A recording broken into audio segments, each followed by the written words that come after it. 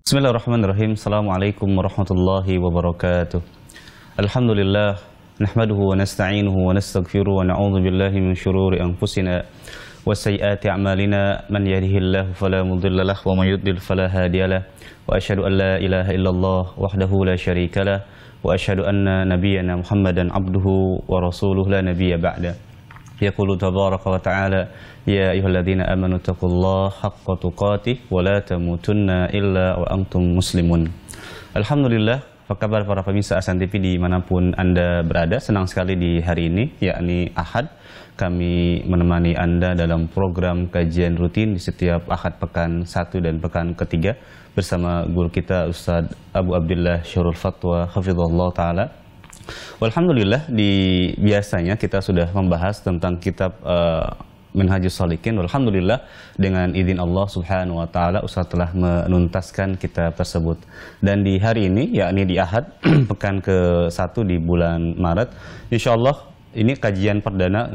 Ustaz akan membahas tentang kitab sifat puasa Nabi, yakni merujuk kitab sifat saum an-Nabi fi Ramadan yang dikarang oleh Syekh Salim Al-Hilali dan Syekh Ali Al-Hasan Al-Halabi rahimahullahu ta'ala. Dan oleh karena itu, karena ini adalah terkait dengan saum, insyaallah ta'ala mudah-mudahan menjadi bekal kita tatkala kita menyambut bulan Ramadan. Nah, seperti biasa kami juga nanti memberikan kesempatan bagi Anda para pemirsa Ahsan TV dimanapun Anda berada untuk bisa bergabung dalam segmen soal jawab. Seperti biasa, nanti Anda bisa bergabung dengan menghubungi kami di nomor 0813 1829 4352. Adapun bagi Anda yang ingin bertanya melalui layanan pesan singkat, silakan juga Anda mengirimkan pertanyaan di nomor di bawah ini, di nomor 0813 1445 5557.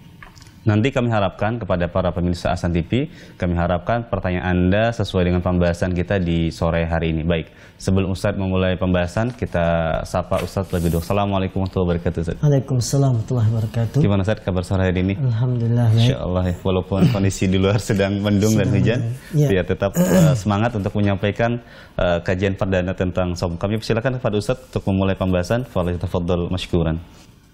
Bismillahirrahmanirrahim. Assalamualaikum warahmatullahi wabarakatuh.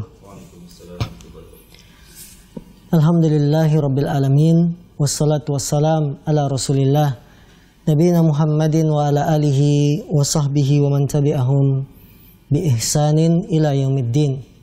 Asyhadu an la ilaha illallah wahdahu la syarikalah wa asyhadu anna Muhammadan abduhu wa rasuluhu la nabiyya ba'dah.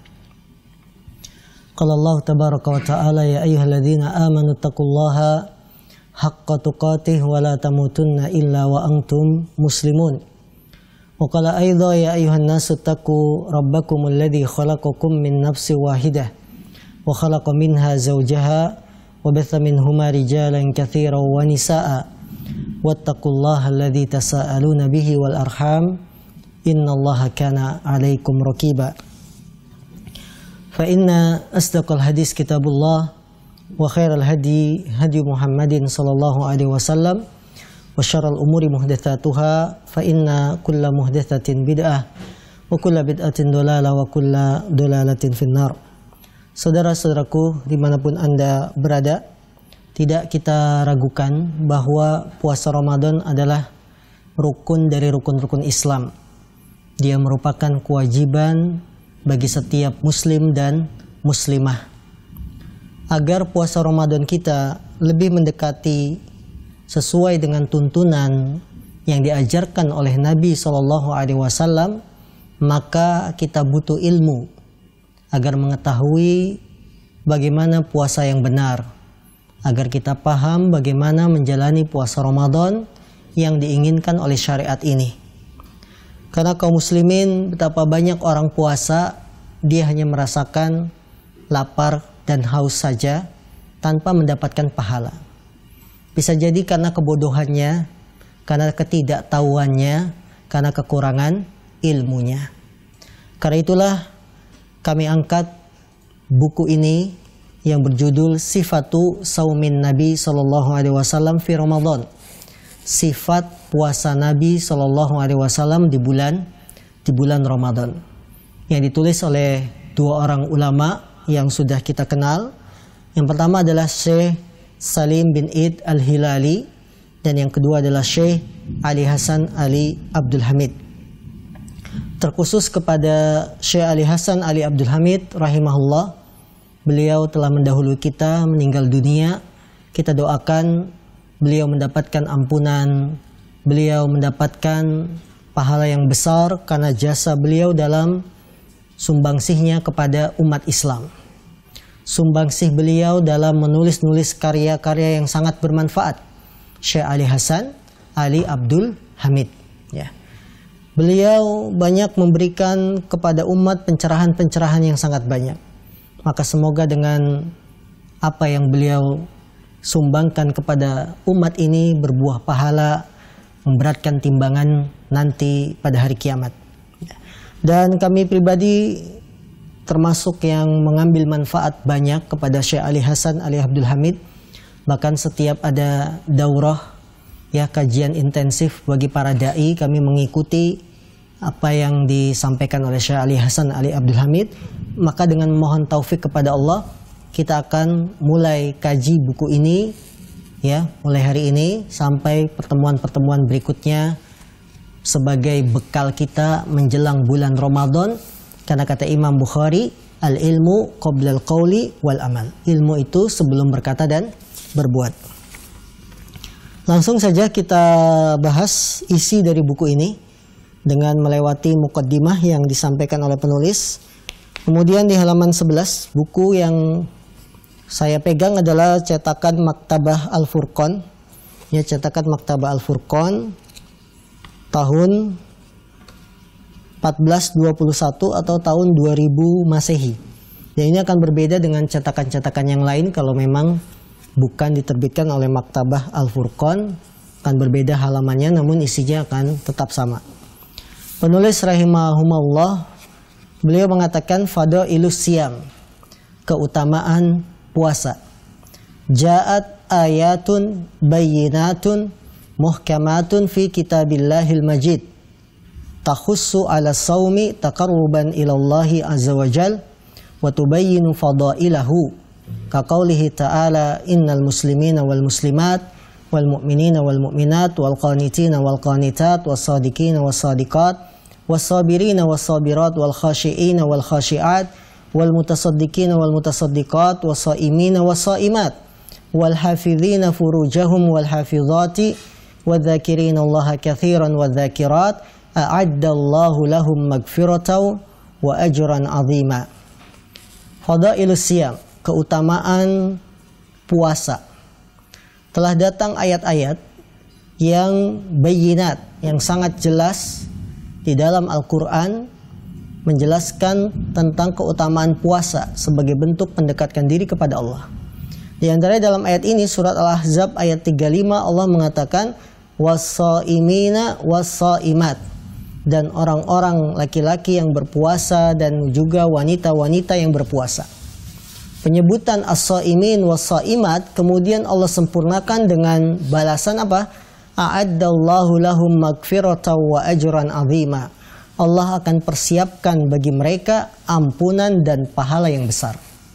Allahu Akbar. Ini keutamaan puasa yang pertama. Bahwa orang-orang yang berpuasa dari kalangan laki-laki ataupun wanita, a'addallahu lahum magfirah. Allah siapkan bagi mereka magfirah. Apa magfirah? Ampunan. Karena memang puasa itu akan menghapuskan dosa-dosa kita.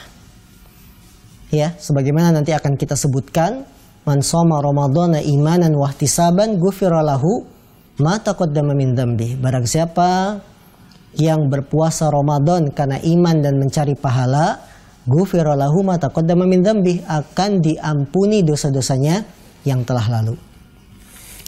Kemudian juga Allah juga mengatakan wa antasumu khairul lakum in kuntum ta'lamun. Dan kalian berpuasa khairun lakum, itu lebih baik bagi kalian jika kalian mengetahuinya. Maka ayat-ayat semacam ini tentu memberikan semangat bagi kita untuk berpuasa. Puasa di sini umum, baik puasa sunnah maupun puasa wajib. Maka keutamaan puasa diantaranya apa? Allah berikan ampunan dan Allah siapkan pahala yang besar. Di antaranya lagi apa dalam Al-Quran? Puasa itu lebih baik bagi kamu. Sekarang kita lihat keutamaan puasa dari sisi hadis-hadis Nabi SAW.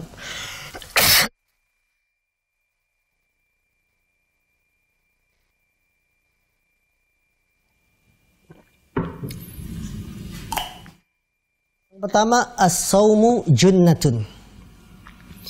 Dari hadis Nabi disebutkan keutamaan puasa. Satu, as-saumu junnatun. Puasa itu adalah perisai.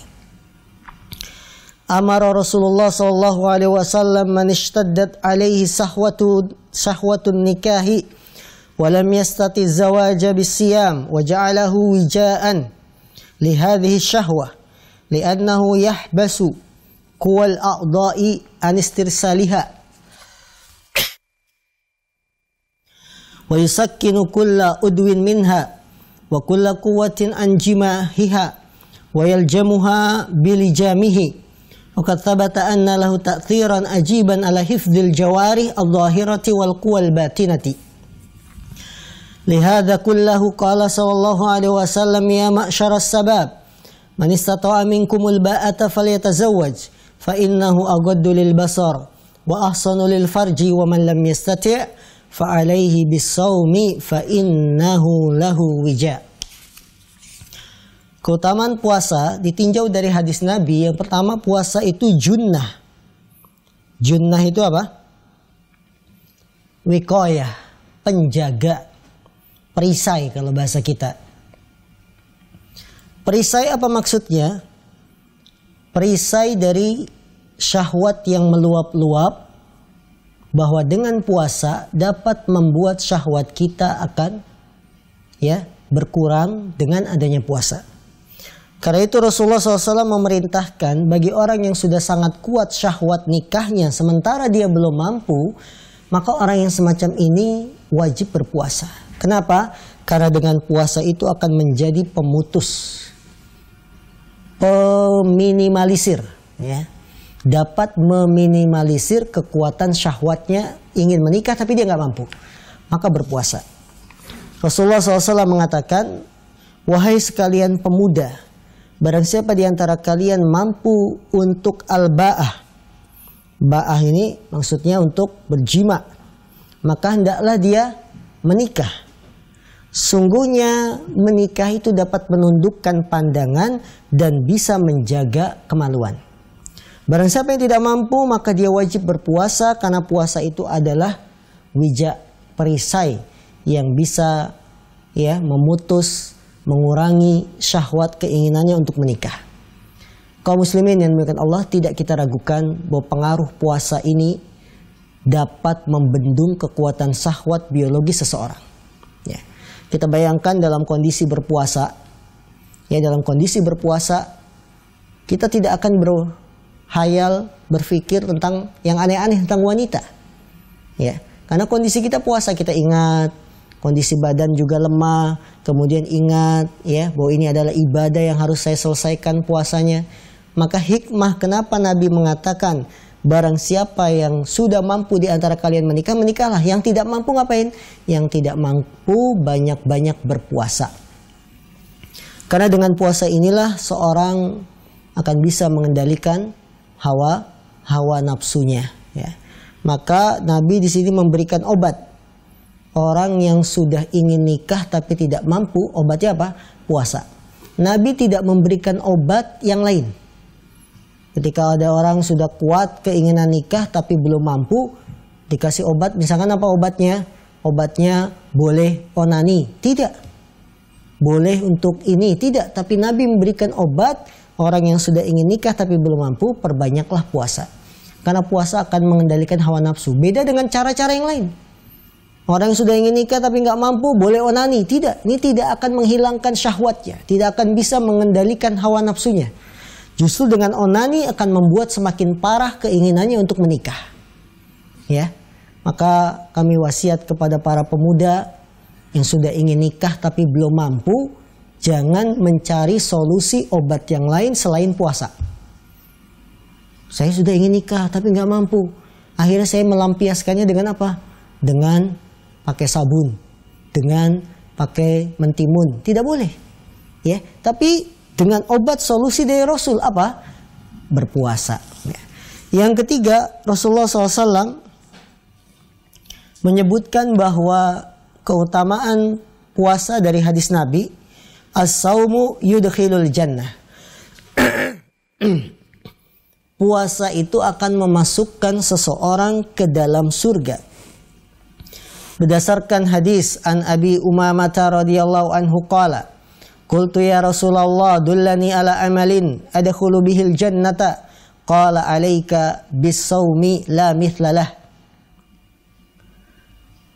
Dari Abu Umamah, semoga Allah meridhoinya, dia berkata, qultu ya Rasulullah, aku bertanya, wahai Rasulullah, dullani ala amalin, tunjukkan padaku ala amalin, atas sebuah amalan, adkhulu bihil jannah, yang dengan amalan itu aku bisa masuk surga. Qala alaika bisaum, kamu wajib untuk berpuasa. La mithlalah, tidak ada tandingannya. Ya, mislalah itu tidak ada tandingannya. Artinya puasa ini bisa memasukkan seorang ke dalam surga. Sampai seorang sahabat ini bertanya, Abu Umamah, wahai Rasulullah, tunjukin aku sebuah amalan, yang amalan ini kalau aku kerjakan aku bisa masuk surga. Maka Rasulullah mengatakan, alaika bisaum. Ya. Pegang itu puasa. Lakukan itu puasa. Wajib kamu berpuasa. La mithlalah, tidak ada tandingannya yang bisa menghantarkan seorang ke dalam surga kecuali dengan berpuasa. Ya, ini beberapa keutamaan berpuasa, dan penulis menyebutkan dalam halaman 14 keutamaan yang lain bahwa pahala orang yang berpuasa yuwaffas shaimuna ujurahum bighairi hisab. Orang yang berpuasa itu akan disempurnakan pahalanya bighairi hisab, tanpa batas. Kemudian yang keempat, penulis mengutamakan keutamaan puasa dalam hadis Nabi, lis-shaimi farhatan. Bagi orang yang berpuasa itu ada dua kebahagiaan. Kemudian yang kelima keutamanya, khulufu fammis shaimi atyabu indallah min rihil misk. Bau mulut orang yang puasa lebih wangi di sisi Allah daripada wanginya minyak kasturi, min rihil misk. Dan tiga keutamaan ini dirangkum dalam hadis Nabi SAW.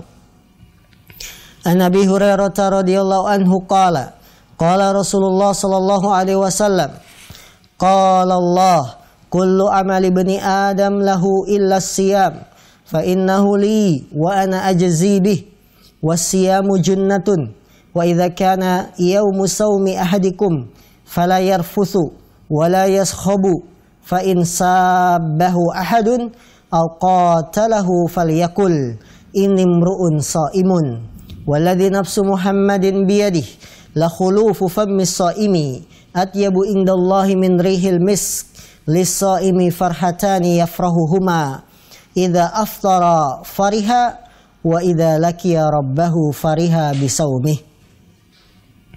Dari sahabat Abu Hurairah, semoga Allah meridhoinya, dia berkata, Rasulullah sallallahu alaihi wasallam, beliau bersabda, Allah berfirman, setiap amalan anak Adam adalah Allah, ya, kecuali puasa. Allah akan membalasnya kecuali puasa. Sungguhnya puasa itu li, aku yang membalas langsung. Wa ana ajzibih, aku yang akan memberikan pahalanya.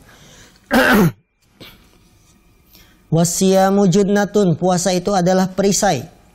Dan apabila salah seorang di antara kalian sedang puasa, fala yarfus, janganlah dia berkata-kata kotor, wala yaskhaf, janganlah berteriak-teriak. Fa in sabbahu ahad, apabila ada seorang yang mencelanya, au qatalahu, atau memeranginya, falyakul, hendaklah dia mengatakan, inni imru'un shaim, saya adalah orang yang sedang puasa. Walladzi nafsu Muhammadin biyadihi, demi zat yang jiwa Muhammad berada di tangannya, la khulufu fammis shaim, sungguh bau mulut orang yang puasa, atyabu, lebih wangi, indallah, di sisi Allah, min rihil misk, daripada minyak kasturi. Lis-shaimi farhatani, bagi orang yang puasa ada dua kebahagiaan yang dia berbahagia dengan keduanya. Satu, idza aftara fariha, apabila dia berbuka, fariha, maka dia akan bahagia. Wa idza laqiya rabbah, yang kedua, apabila berjumpa dengan rabbahu, dengan berjumpa dengan Rabbnya, fariha, dia pun akan bahagia, bisaumihi, karena sebab puasanya. Maka kaum muslimin, inilah keutamaan-keutamaan puasa secara umum. Puasa sunnahkah? Puasa wajibkah? Yang telah diterangkan dalam hadis-hadis Nabi Shallallahu Alaihi Wasallam. Kemudian penulis banyak menyebutkan keutamaan yang lain, ya, seperti puasa dan Quran itu menjadi 2 syafaat. Kemudian puasa itu kafarah, penebus dosa. Kemudian surga Rayyan bagi orang-orang yang berpuasa. Dan kita lanjutkan halaman 18. Fadlu syahri Ramadan. Keutamaan syahri Ramadan, keutamaan bulan Ramadan. Kalau tadi keutamaan puasa secara umum, sekarang kita bahas bulan Ramadan itu keutamanya apa? Ramadanu syahru khairin wa barakatin habahu Allahu bifadaila katsiratin mubayyanatin kalati. Ramadan itu syahru khairin. Apa syahru khairin? Bulan kebaikan. Wa barakah, dan bulan keberkahan. Allah Subhanahu wa taala telah memberikan keutamaan yang banyak yang dijelaskan dalam poin-poin berikut ini. Ramadan kaum muslimin, dia adalah bulan urutan ke-9 dalam kalender Hijriyah. Ramadan bulan urutan ke-9 dalam kalender Hijriyah. Bulan urutan pertama apa dalam kalender Hijriyah? Muharram. Kedua, Safar. Muharram, Safar, kemudian Rabiul Awal, Rabiul Akhir, Jumadal Awal, Jumadal Akhir, kemudian Rajab, Sya'ban. Sya'ban itu bulan ke-8. Kemudian Ramadan. Ramadan diambil dari bahasa Ramado. Ramado itu sesuatu yang panas. Nabi SAW menyebutkan tentang keutamaan sholat duha. Sholat duha itu hina tarmadul fisol, ketika anak unta merasa kepanasan. Di situ ada kalimat tarmadu yang artinya kepanasan. Maka Ramadan disebut sebagai romat yang artinya membakar, panas. Ada 2 kemungkinan. Yang pertama, Ramadan itu umumnya terjadi pada musim panas, dan itu memang kenyataan. Di Arab Saudi biasanya Ramadan itu memang pas dengan musim panas. Kemungkinan kedua, kenapa disebut Ramadan yang artinya membakar atau panas? Karena puasa Ramadan itu akan membakar dosa seorang hamba. Ketika dia puasa menjalankan perintah Allah, maka dengan puasanya ini bisa membakar kesalahan-kesalahannya. Ya, ini asal usul dari kalimat Ramadan. Tentang keutamaan Ramadan disebutkan yang pertama, halaman 18, Syahrul Quran. Ramadan itu Syahrul Quran, bulannya Al-Quran.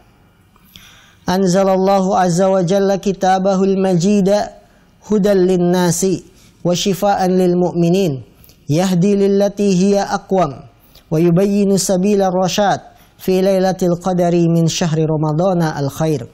Qala dzul arsyil majid Syahru Ramadan alladzi unzila fihi al-Qur'anu hudan lin-nasi wa bayyinatin minal huda wal furqan. Faman syahida minkumu syahra falyasum. Anzalallahu azza wa jalla kitabahul majid hudan lin-nas. Allah Subhanahu wa taala menurunkan kitabnya Al-Majid yang mulia, yaitu Al-Qur'an maksudnya, hudan lin-nas, sebagai petunjuk bagi manusia. Wa syifaan lil mu'minin, dan sebagai kesembuhan bagi orang-orang yang beriman. Ya, karena Quran itu disifati oleh Allah sebagai syifa, penyembuh. Dan juga fungsi Quran di sini kata penulis hudal linnas, sebagai petunjuk bagi manusia. Karena ini sesuai dengan firman Allah, Syahrul Ramadan alladzi unzila fil Quran hudal linnas, sebagai petunjuk bagi manusia. Artinya selama manusia itu berpegang pada Al-Quran, maka Al-Quran itu akan menjadi petunjuk baginya. Dan ini tidak kita pungkiri. Sangat banyak orang masuk Islam karena meneliti Al-Quran. Sangat banyak orang berubah karena membaca Quran atau mendengar ayat-ayat Al-Quran.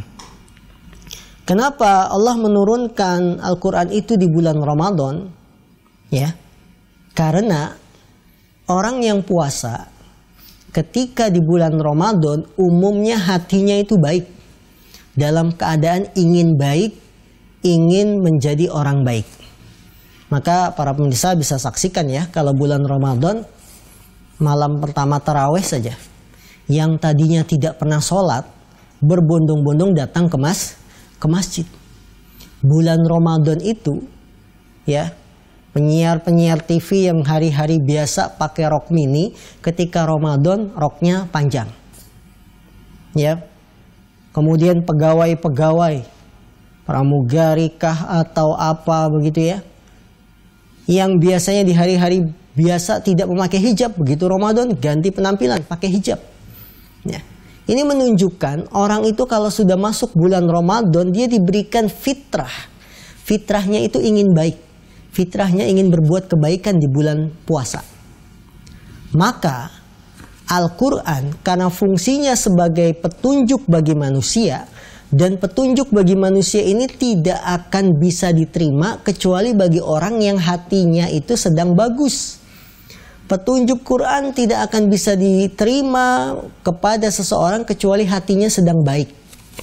Karena itulah Allah turunkan Quran di bulan Ramadan, supaya fungsi Quran sebagai petunjuk diterima manusia. Karena umumnya manusia saat puasa itu hatinya bagus, maka turunlah Quran. Quran itu sebagai ini, maka dia akan menerima. Itulah hikmah kenapa Allah pilih Ramadan sebagai bulan turunnya Quran. Allah tidak pilih Ramadan turunnya Quran itu di bulan Syawal atau di bulan Muharram atau di bulan Rajab atau di bulan Sa'ban, tidak. Tapi Allah pilih turunnya Quran di bulan Ramadan. Apa rahasianya? Karena Quran itu sebagai petunjuk bagi manusia. Petunjuk hidayah ini tidak akan diterima dengan baik kecuali ketika hati manusia siap. Dan saat Ramadan hati manusia itu sedang bagus, sedang siap menerima petunjuk. Maka akan cocok ketika Quran turun di bulan Ramadan saat orang sedang puasa, hatinya akan menerima. Ya, ini hikmah kenapa Allah memilih Quran turun bulan Ramadan. Kata penulis di sini, wa'lam akhi barakallahu fik, ketahuilah saudaraku semoga Allah memberkahi kamu, anna wasfa syahri Ramadan bi annahu unzila fil Quran wa bina'an ma ba'dahu alaihi bi harfil fa allati tufidu ta'lil wa sababiyah, faman syahida minkum syahra falyasumhu, yufidu bi tariqil ima ilal illati anna sabab ikhtiyari Ramadhana liyakuna syahra shaumi huwa inzalul Quran fi.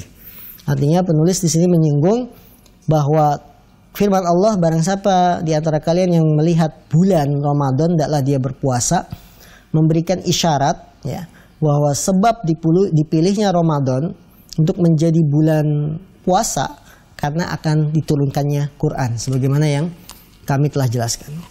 Keutamaan kedua tentang keutamaan puasa Ramadan, ya, tentang keutamaan bulan Ramadan khusus, tasfidus syayatin wa iglaqu abwabin niran wa fathu abwabil jinan. Tasfidus syayatin, dibelenggunya setan-setan.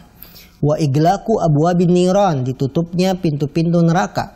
Wa fathu abwabil jinan, dan dibukanya pintu-pintu surga. Kaum muslimin yang dimuliakan Allah, kita sering mendengar bahwa bulan Ramadan itu setan dibelenggu. Di bulan Ramadan itu pintu neraka ditutup, pintu surga dibuka lebar-lebar. Apakah maknanya bahwa pada bulan Ramadan tidak ada kemaksiatan? Kalau kita katakan di bulan Ramadan itu tidak ada maksiat karena setan pada dibelenggu, ini akan menyelisih kenyataan, menyelisih realita. Realita di lapangan, kalau bulan Ramadan, maksiat masih ada, walaupun memang berkurang.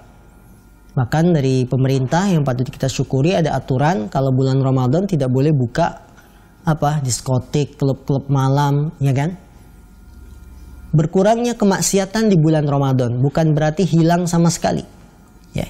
Jadi jangan sampai dipahami setan dibelenggu di bulan Ramadan berarti tidak ada maksiat. Bukan, karena kalau kita pahami demikian, kenyataannya berbeda. Kenyataannya di bulan Ramadan masih ada yang bermaksiat. Lantas pemahamannya bagaimana? Setan dibelenggu di bulan Ramadan, maksudnya setan itu tidak bebas menggoda manusia seperti di bulan-bulan lain. Bukan berarti sama sekali setannya tidak berkutik, enggak. Setan tidak bebas menggoda manusia sebagaimana setan itu bebas leluasa di bulan-bulan lain. Karena dalam hadis ini Rasul hanya mengatakan setan dibelenggu, Nabi tidak mengatakan setan itu mati. Nah, apabila datang bulan Ramadan setan pada mati. Nah, kalau dikatakan setan pada mati, boleh kita katakan nggak ada maksiat. Tapi setan dibelenggu, artinya apa? Dia tidak sebebas, tidak seleluasa di bulan-bulan lain dalam menggoda manusia. Karena itulah Rasulullah mengatakan, "Idza jaa Ramadhanu futihat abwabul jannah wa ghulliqat abwabun niran wa suffidatis syayatin." Apabila telah datang bulan Ramadan, maka pintu-pintu surga dibuka dan pintu-pintu neraka ditutup dan setan-setan itu dibelenggu. Ya, jadi kita dalam memahami hadis hendaknya memahami dengan pemahaman yang benar. Yang kedua, bisa kita katakan bahwa kemaksiatan itu sebabnya bukan hanya dari setan. Kemaksiatan itu sebabnya bisa dari diri pribadi. Karena manusia itu diberikan hawa nafsu. Taruhlah setan tidak menggoda, tapi hawa nafsunya condong pada dosa dan maksiat, maka akan terjadi dosa. Ya, jadi hadis ini sama sekali tidak menunjukkan bahwa kemaksiatan itu hilang saat di bulan Ramadan. Baik, kemudian yang ketiga, keutamaan bulan Ramadan Lailatul Qadar. Alimta ayyuhal abdul mu'minu annallaha jalla jalaluhu ikhtara syahra ramadana li'annahu unzila fihi al-Qur'anul karimu wa yumkinu istikhdamu dhalika fil qiyas biturukin mutanawwi'ah. Engkau telah mengetahui wahai para hamba yang beriman bahwa Allah Subhanahu wa taala memilih bulan Ramadan karena diturunkan di dalamnya Quran Al-Karim dan mungkin untuk memakai hal itu dalam qiyas dengan cara yang berbeda-beda. Ya, artinya turunnya Lailatul Qadar pada bulan Ramadan ini pun menambah kemuliaan bulan ini. Ya, menambah kemuliaan bulan ini. Karena Lailatul Qadar itu satu malamnya saja, walaupun cuma sekali dalam satu bulan Ramadan ini, khairun min alfi syahr. Dia lebih baik dari 1000 bulan. Artinya 1000 bulan 84 tahun. Ini akan memberikan kebaikan kepada seorang hamba jika dia bisa mendapatkan Lailatul Qadar. Dan Lailatul Qadar itu tidak ada di bulan lain. Tidak ada di bulan Sa'ban, Syawal, Muharram, tidak ada. Maka keutamaan bulan Ramadan semakin mulia dengan adanya Lailatul Qadar yang kata Allah khairun min alfi syahr. Baik kaum muslimin yang dimuliakan Allah SWT, inilah mukaddimah dari buku ini tentang keutamaan puasa dan juga tentang keutamaan bulan Ramadan. Ya, penulis akan terus menjelaskan keutamaan puasa Ramadan, ya, kemudian hukum puasa Ramadan dan seterusnya. Nantikan terus ya pada pembahasan berikutnya. Nah, baik Ustaz. Jazakallahu khairan atas penjelasan yang disampaikan oleh Ustaz terkait mukaddimah di awal, yakni tadi seputar tentang keutamaan puasa dan tentang keutamaan puasa di bulan Ramadan. Tibalah saatnya kami berikan kesempatan bagi Anda para pemirsa Ahsan TV untuk bisa bergabung dalam segmen soal jawab. Kami persilakan bagi Anda yang bertanya langsung menghubungi kami di nomor 0813 18294352. Adapun bagi Anda yang bertanya melalui layanan pesan singkat, silakan bisa mengirimkan pertanyaan nomor 0813 14455557. Insyaallah kita akan bacakan dan terima telepon Anda setelah kita jeda dulu. Jangan kemana-mana, tetap di program kajian sore di setiap Ahad. Baik para pemirsa Ahsan TV dimanapun Anda berada, tibalah saatnya kami berikan kesempatan dalam segmen soal jawab. Dan Alhamdulillah sudah ada beberapa pertanyaan yang sudah masuk melalui layanan pesan singkat. Sebelumnya kami akan berikan kesempatan dulu bagi para pemirsa yang bertanya secara langsung di nomor 0813 182943. Baik, sambil kita menunggu, sudah ada beberapa pertanyaan yang masuk Ustaz dari hamba Allah di Bekasi.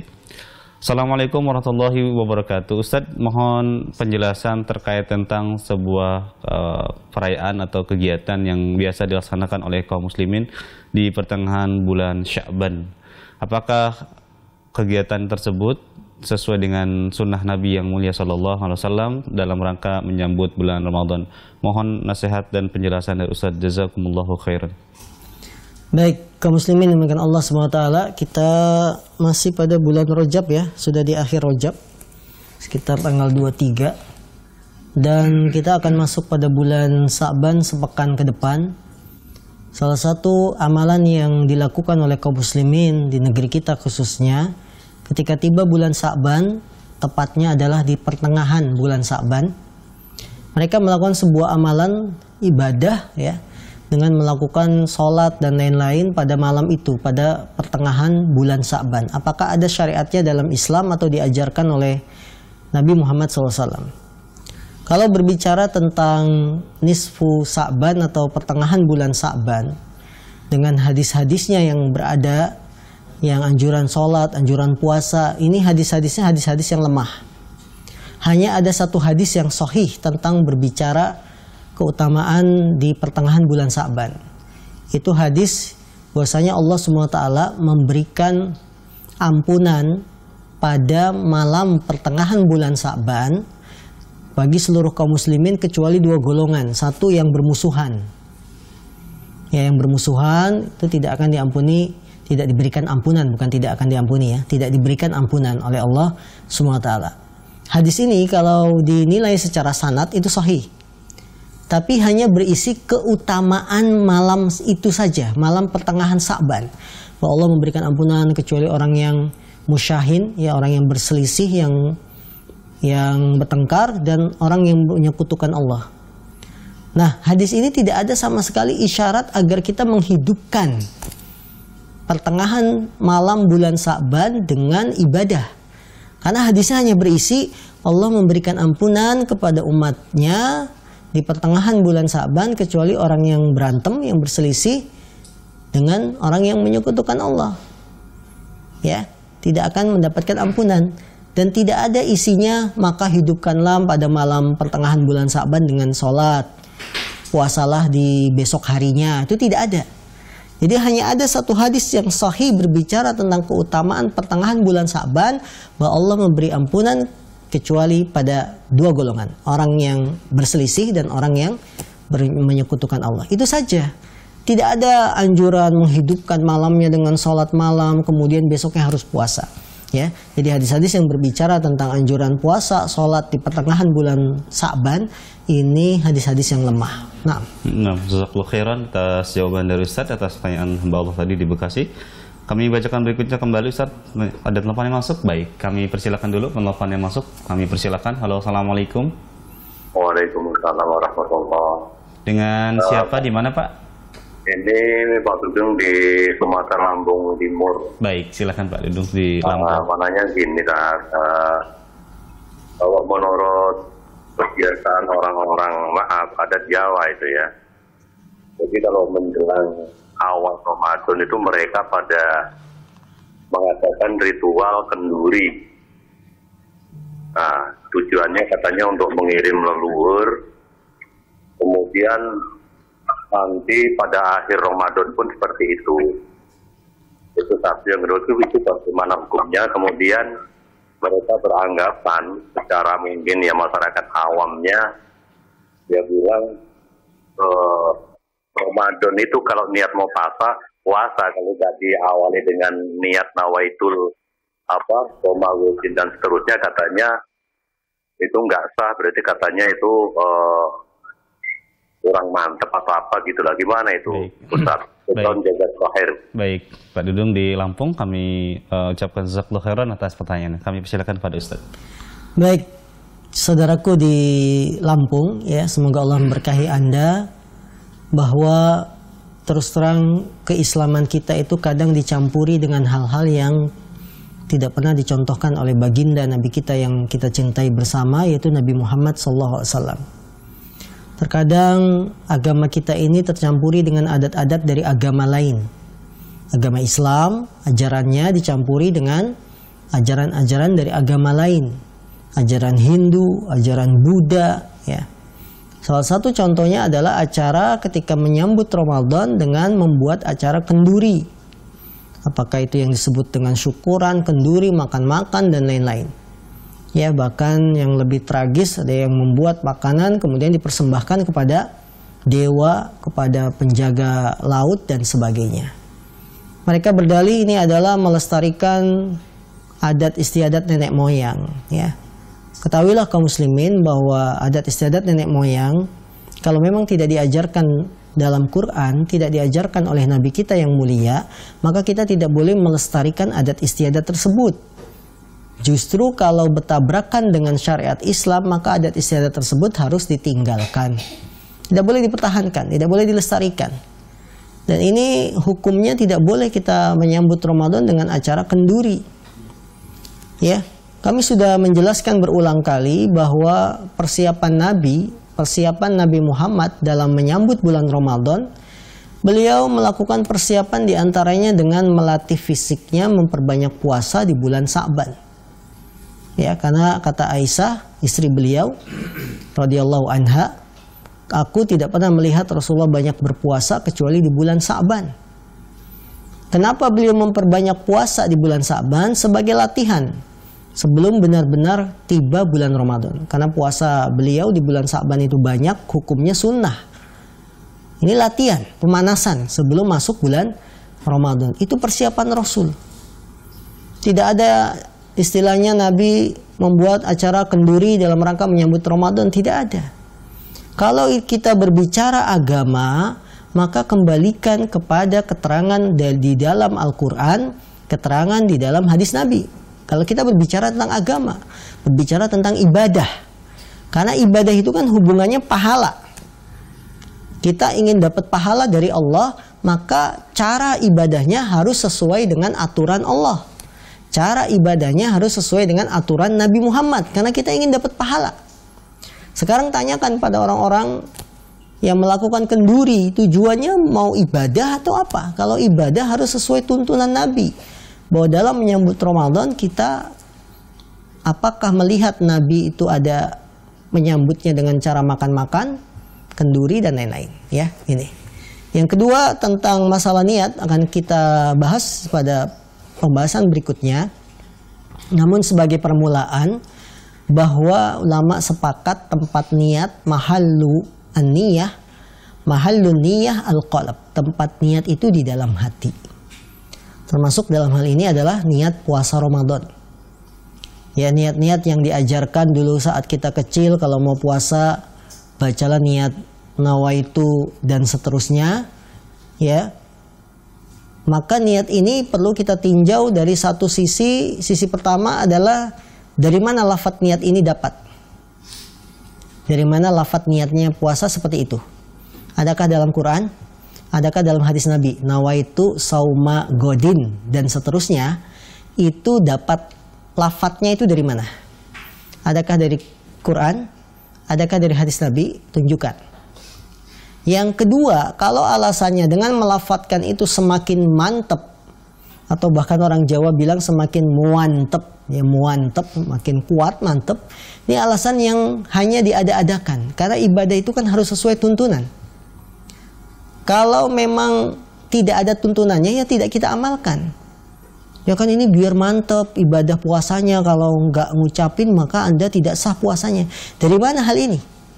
Berarti kita sama saja menuduh Nabi Muhammad puasanya tidak mantep. Sama saja kita tuduh Nabi Muhammad puasanya tidak sah. Karena Nabi Muhammad sendiri tidak pernah mengucapkan niat seperti itu. Nawaitu sauma godin. Tidak ada keterangan Nabi Muhammad mengucapkan kalimat seperti itu. Kalau kita katakan puasa Anda tidak sah kalau tidak mengucapkan nawaitu sauma godin, berarti sama saja kita menuduh Nabi Muhammad puasanya tidak sah. Ya, jadi kita kalau beribadah sekali lagi bukan dengan perasaan, bukan dengan akal-akalan, biar lebih mantap kita ucapkan. Kalau tidak mengucapkan maka puasa Anda tidak sah. Ini kan akal-akalan. Kalau berbicara hukum itu harus ada dasar sumber dalil yang menguatkan. Itu hukum namanya. Ya, bukan dengan akal-akalan, bukan pula dengan perasaan. Allah a'lam. Nah, Ustaz, jazakallahu khairan atas jawaban dari pertanyaan Pak Dudung di Lampung tadi. Ada pertanyaan yang semisal, Ustaz, dari pemirsa melalui pesan singkat. Ustaz, bagaimana jika ada di antara keluarga kami yang melakukan ritual-ritual sebelum masuk Ramadan, jika kita sudah menyampaikan nasihat itu tapi tidak ditanggapi oleh keluarga, Ustaz, bagaimana sikap kita terkait tentang itu dan mohon solusinya, Ustaz? Kaum muslimin yang dimuliakan Allah Subhanahu wa taala, tidak ada kewajiban bagi kita kecuali menyampaikan. Kita tidak punya kuasa untuk merubah seseorang. memberikan hidayah agar orang itu lurus, agar orang itu menerima kebenaran, itu kita tidak kuasa. Karena hidayah itu ada dua, perlu diingat dan dipegang terus. Hidayah ada dua. Hidayah berupa penjelasan, dan yang kedua hidayah taufik. Hidayah penjelasan itu usaha kita. Menasehati, menjelaskan, ngasih buku, bahwa acara ini tidak benar, itu usaha kita saja. Kemudian ada jenis kedua yang jangan dilupakan, hidayah taufik. Apa hidayah taufik? Orang itu mau menerima penjelasan, mau mengikuti hidayah, itu Allah haknya. Kalau hidayah penjelasan kita semua, para nabi, para ulama, manusia umumnya bisa kita menasehati orang, menjelaskan orang mana yang benar. Tapi seorang mau menerima itu disebut hidayah taufik. Ini haknya Allah. Ya, Nabi saja tidak bisa memberikan hidayah taufik kepada pamannya Nabi Muhammad Abu Thalib, walaupun dia orang yang dia cintai. Karena itu Allah berfirman, innaka la tahdi man ahbabta walakinnallaha yahdi man yasha. Sungguhnya engkau Muhammad tidak bisa memberikan hidayah kepada orang yang engkau cintai. Akan tetapi Allah lah yang memberikan hidayah taufik kepada siapa saja yang dia kehendaki. Maka Anda sudah cukup usaha maksimal dengan memberikan penjelasan, memberikan nasihat. Masalah dia mau menerima, mau menjalankan, itu namanya hidayah taufik. Kita hanya bisa berdoa, kita hanya bisa melakukan sebab, hasil akhirnya Allah lah yang menentukan. Allah a'lam. Nah, Ustaz, jazakallahu khairan atas jawaban dari Ustaz dari pemirsa Ahsan TV. Kita bacakan penanya terakhir Ustaz di sesi sore ini. Ustaz, di antara keutamaan bulan Ramadan itu, benarkah di antaranya adalah dihentikannya siksa kubur saat bulan Ramadan? Apakah penjelasan ini sahih Ustaz berdasarkan penjelasan dari Nabi SAW? Allah alam, kami tidak mengetahui adanya hadis yang menjelaskan bahwa siksa kubur itu dihentikan selama bulan Ramadan. Ya. Ketika bulan Ramadan tiba, ada yang meninggal. Secara hadis-hadis secara umum, orang yang sudah meninggal dunia, kemudian dia dikuburkan, dia akan ditanya oleh kedua malaikat. Baik itu Ramadan atau bulan Ramadan atau selain Ramadan. Ketika ditanya malaikat tidak bisa jawab, maka dia akan disiksa di dalam kubur. Ini hadis-hadisnya umum. Tidak ada pengecualian kalau bulan Ramadan siksa kubur itu di stop. Tidak. Artinya ketika ditanya dia nggak bisa jawab, oh iya ini Ramadan kata malaikat. Udahlah kita biarin aja. Tidak ada. Ya Allah alam, nanti akan kami cek kebenaran apakah hadis yang mengatakan siksa kubur itu di stop saat bulan Ramadan. Ini perlu penelitian yang tentunya kita berpegang dengan asal. Asalnya siksa kubur itu berjalan setiap hari, Ramadan atau bukan Ramadan.